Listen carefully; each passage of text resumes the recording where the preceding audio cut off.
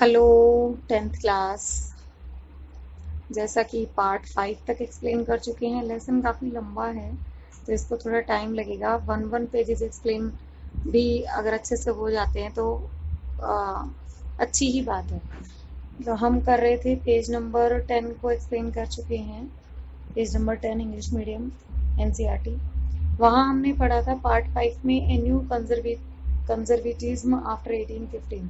1815 के बाद जो नया रूढ़िवाद शुरू हो गया था उसकी बात कर लेते हैं। इसमें हमने देखा कि नेपोलियन के हारते ही रूढ़िवाद की शुरुआत हो गई थी। ठीक है, रूढ़िवादिता शुरू हो चुकी थी। अब इसमें हमने ये पढ़ा कि 1815 में जितनी भी रिप्रेजेंटेटिव पावर्स हैं, यूरोपियन पावर्स हैं, जिसमें ब्रिटेन, रशिया, पर्शिया, ऑस्ट्रिया, इन्होंने मिलके जो है नेपोलियन को हराया और वियना में बैठ के इन्होंने एक जो है संधि तैयार की। और ये जो मीटिंग है इसको हेड किया गया था, होस्ट किया गया था मेटरनिच के द्वारा। ठीक है, the delegates drew up the Treaty of Vienna of 1815 with the object of undoing most of the changes that had come about in Europe during the Napoleonic Wars। ठीक है, ये यहाँ पे क्या किया गया था, वियना की संधि में 1815 में जो की गई, इसका मेन उद्देश्य क्या था? इसका मेन उद्देश्य था जितने भी चेंजेस नेपोलियन के टाइम में आए, नेपोलियन के समय में जितने भी चेंजेस हमारे यहाँ आए, उन सबको इन सबको ख़त्म करना, वापस से सेम उसमें पोजीशन में ले आना। The Bourbon dynasty which had been deposed during the French Revolution. Bourbon dynasty जिसको जो है कमज़ोर बनाया गया था फ्रांस की क्रांति के दौरान, उसको वॉज रिस्टोर्ड टू पावर, उसको फिर से पावर्स दे दी गई। And France loss the territories it had next under Napoleon. और फ्रांस को जितने भी क्षेत्र उन्होंने लॉस्ट यानी खो दिए थे नेपोलियन के दौर में, वो सारे के सारे रिस्टोर किए जा रहे थे। किसके द्वारा? वियना की संधि के द्वारा।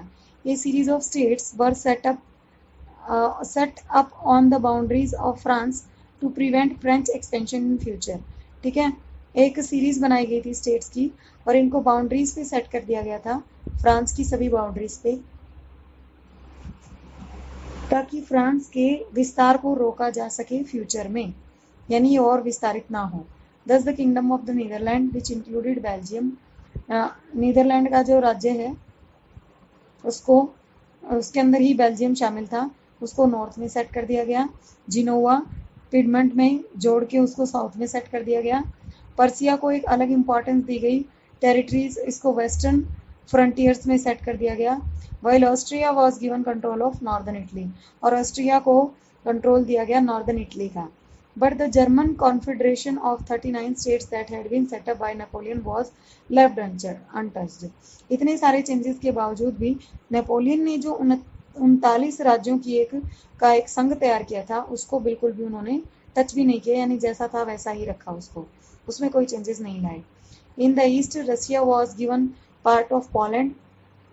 ईस्ट की बात करें तो रशिया को जो है पोलैंड दे दिया गया। while Persia was given a portion of Saxony, और सेक्सोनी का पार्ट जो है वो पर्शिया को दे दिया गया। इसके पीछे मेन इंटेंशन, मेन मकसद, मेन उद्देश्य था was to restore the monarchy को, यानी राजतंत्र को फिर से रिस्टोर करना, जिसको कि ओवरथ्रो कर दिया था नेपोलियन ने, जिन्होंने उखाड़ फेंका था। नेपोलियन ने राजतंत्र को लगभग उखाड़ फेंका था।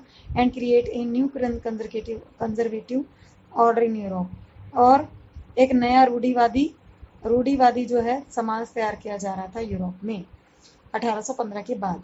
कंजर्वेटिव रिजीम सेटअप इन 1815 वर ऑटोक्रेटिक।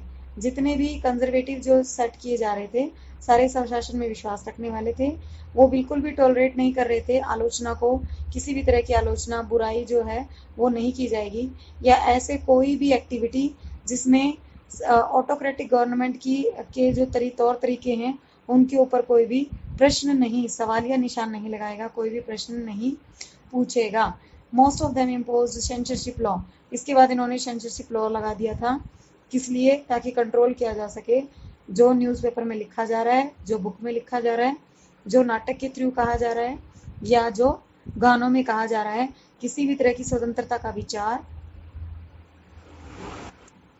लिबर्टी का विचार, जो रिफ्लेक्ट कर रहा है किसी भी सॉन्ग, किसी भी प्ले, किसी भी बुक, किसी भी न्यूज़पेपर में, उसके ऊपर सेंसरशिप लॉ लगा दिया गया, यानी सरकार के बंधन लगा दिए गए। यहाँ आप देखोगे फिगर 6 में क्या दिया गया है, ये क्लब है थिंकर्स का, ये बैठ के सोच रहे हैं और आप देख रहे हैं इनके सबके मुंह पे पट्टियां बंधी हैं, यानी किसी को भी कुछ भी बोलने का अधिकार नहीं है। यहाँ दिया गया है, इसके पीछे एक इंस्क्रिप्शन लिखा है, इसमें ये लिखा गया है कि आज की मीटिंग का सबसे बड़ा क्वेश्चन ये है कि how long will thinking be allowed to us, कितने समय तक सोचना हमें अलाउड है, यही इसका इंस्क्रिप्शन है, कितने समय के लिए हम बैठ के सोच सकते हैं। और बोर्ड पे राइट साइड जो बोर्ड लगा है उसमें रूल्स लिखे हैं, जिसमें ये लिखा है साइलेंस जो है वो सबसे पहला काम है किसी भी लर्न सोसाइटी का। अगर आप पढ़े लिखे हो, एजुकेटेड हो, तो आपको चुप रहना है, ये है रूल कंजर्वेटिव्स का, ठीक है। और दूसरा रूल ये है कि अगर आप बचना चाहते हो, eventually whereby member of this club may stumble to the temptation of speech, अगर कोई ज़्यादा ही बोलने से बचना चाहता है या डिस्ट्रीब्यूट करना चाहता है, तो वो अपनी muzzles will be distributed to members upon entering, ठीक है। तो जो है एंटरिंग पे ही उसको ये अधिकार दिया जाएगा। ये इस तरह से कहा जा रहा है, इसमें इसी बात को वर्णित किया गया है, वर्णित करने की कोशिश की गई है कि आपको बोलने का अधिकार है ही नहीं, कुछ भी कहने का अधिकार आपको है ही नहीं। आगे इसमें दिया है associated with the French revolution, the memory of the French revolution nonetheless continued to inspire liberals. One of the major issues taken up by the liberal nationalists who criticized the new conservative orders was freedom of press. हालांकि ये कोशिश की गई इसमें freedom से related जितने भी France की क्रांति में फ्रीडम से रिलेटेड जितने भी गीत हैं उन सब पे, बुक्स हैं, उन सब पे सेंसरशिप लगा दी गई थी। लेकिन फिर भी जो मेमोरी है, जो याद है फ्रांस की क्रांति की, वो अभी भी लिबरल्स को क्या कर रही है, प्रेरणा दे रही है अंदर ही अंदर, ठीक है। बाहर से उनको, बाहरी तौर से उनको चुप कराया जा रहा है, लेकिन अंदर ही अंदर उनको वो जो है ज्वाला उनके अंदर धधक रही है। One of the major issue taken up by the liberal nationalist, एक कहा तो बहुत गया था कि आपको इश्यूज नहीं उठाने हैं, लेकिन एक उदार राष्ट्रवादी ने इश्यू उठाया और उसने क्रिटिसाइज किया नए कंजर्वेटिव ऑर्डर को, और उन्होंने ये कहा कि कम से कम प्रेस को क्या किया जाए, प्रेस यानी जितने भी हमारे न्यूज़पेपर हैं और प्रिंट मीडिया है, उसको कम से कम फ्रीडम दी जाए, यानी हमें बात कहने का अधिकार होना चाहिए। इसके बाद आगे अगर बात करते हैं तो 2.4 है द रिवोल्यूशनरीज, यानी कि क्रांतिकारियों के बारे में बात की जा रही है। During the years following 1815 the fear of repression drove many liberal nationalists underground. Secret societies sprang up in many European states to train revolutionaries and spread their idea.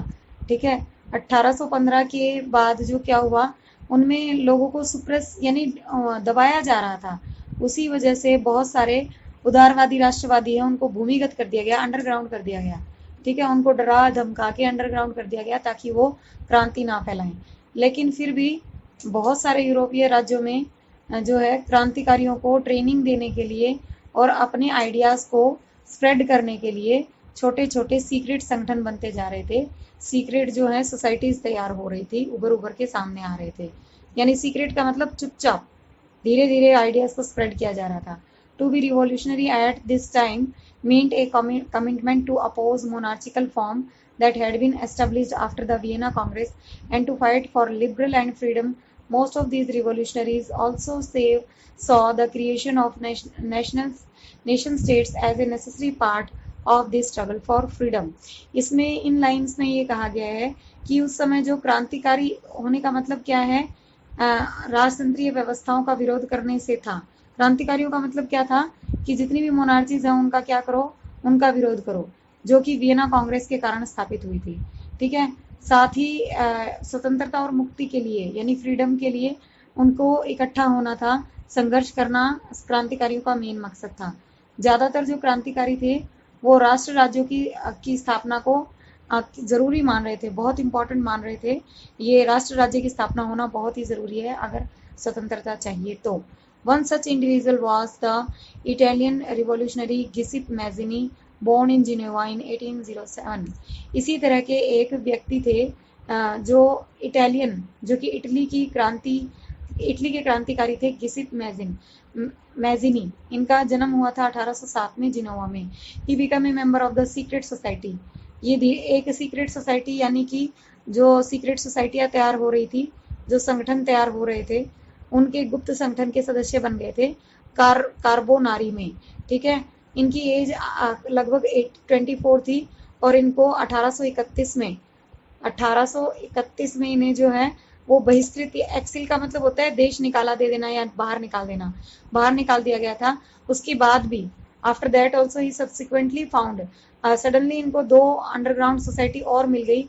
एक थी young Italy in Marseilles, young man from Poland, France, Italy and एक थी young Italy in Marseilles and then young Europe in Bern, whose members were like-minded young men from Poland, France, Italy and German states। इसमें क्या था, ये 2 जो संगठन इनको मिले, ठीक है, इनको 2 और संगठन मिल गए जिनके सदस्य पोलैंड, फ्रांस, इटली और जर्मनी के राज्यों से थे और सेम इनके जैसे विचार रखने वाले थे। ठीक है, ये दोनों ही जो है इसमें दिए हैं। मार्शियाई में यंग इटली के नाम से था और बर्न में यंग यूरोप के नाम से था। इनके आगे यंग लगा मिलेगा, यंग इटली और यंग यूरोप, इस नाम से थे ये। ठीक है, इसके बाद आगे इसमें नेक्स्ट हमको दिया है, Mazzini believed that God had intended nations to be the natural units of mankind. Mazzini ये विश्वास रखते थे कि भगवान ने जो है राष्ट्र बनाए किस लिए हैं, ताकि मानवता प्राकृतिक रूप से फल फूल सके। So Italy could not continue to be a patchwork of small states and kingdom। ठीक है, मैजिनी का जो ये विश्वास था कि ये प्राकृतिक इकाई है, राष्ट्र होना बहुत जरूरी है, इसीलिए इटली छोटे राज्यों और प्रदेशों के मतलब उसमें नहीं रह सका, बाउंडेड नहीं रह सका, वो बाउंड्रीज में बंद के नहीं रह सका इटली। ठीक है, इसके बाद नेक्स्ट इसमें दिया है, it had to be formed into a single unified republic within a wider alliance of nation। और इसीलिए इसको एक बड़ी सी गणतंत्र गणराज्य के रूप में तैयार किया गया, जिसमें बहुत सारे छोटे छोटे राष्ट्रों को जोड़ के एक गणतंत्र तैयार कर दिया गया। ठीक है, और यही यूनिफिकेशन जो है, यही क्या कर सकता था, इटली को स्वतंत्रता दिला सकता था। फॉलोइंग हिज मॉडल, इसी मॉडल का अनुसरण करते हुए secret societies was set up in Germany, France, Switzerland and Poland. यानी इटली में जो ये मॉडल था, इसी मॉडल को फॉलो करते हुए, अनुसरण करते हुए जर्मनी, फ्रांस और स्विट्जरलैंड, पोलैंड सभी में ऐसी सोसाइटियां बना दी गई। मैजिनीज relentless opposition to monarchy and his vision of democratic republic frightened the conservatives। ठीक है, ये जो मैजिनी का घोर विरोध था, कभी ना खत्म होने वाला विरोध, इनकी वजह से रूढ़िवादी अपने आप को हारा हुआ मान रहे थे। मैजिनी को लगता था, एक तो वो राजतंत्र के घोर विरोधी थे और प्रजातांत्रिक गणतंत्र का सपना देखते थे। ठीक है, और मैटरनिक, जिन्होंने की वियना जो हमारी कांग्रेस हुई थी उसमें उन्होंने होस्ट किया था, होस्ट से वो उन्होंने डिस्क्राइब भी किया कि हमारे मोस्ट डेंजरस एनिमी कौन है। मैजिनी उनको सबसे ज्यादा जो है मैजिनी जो है हमारे सबसे बड़े खतरनाक जो है दुश्मन है, उनको दुश्मन भी लगते थे। किनको? रूढ़िवादियों को ही वो उनके दुश्मन लगते थे। ठीक है, तो इसमें आपके 2 पेज एक्सप्लेन हो चुके हैं और इसमें आपको एक चित्र दिया है, इसमें सिर्फ ये बताया गया है कि ये जो मैजिनी है, ये इनके द्वारा जो स्थापना की गई उसी का एक इसमें उसी की पिक समझाई गई है बस। ठीक है, इसको समझ लेंगे। ये 2 पेजेस समझने के बाद नेक्स्ट वीडियो में आपको अगले 2 पेजेस एक्सप्लेन किए जाएंगे और नेक्स्ट वीडियो अपडेट्स के लिए आप इस चैनल को सब्सक्राइब कर लीजिए और कंटिन्यू फॉलो कीजिए, तो ये आपको इजीली समझ में आ जाएगा। Thanks and have a nice day.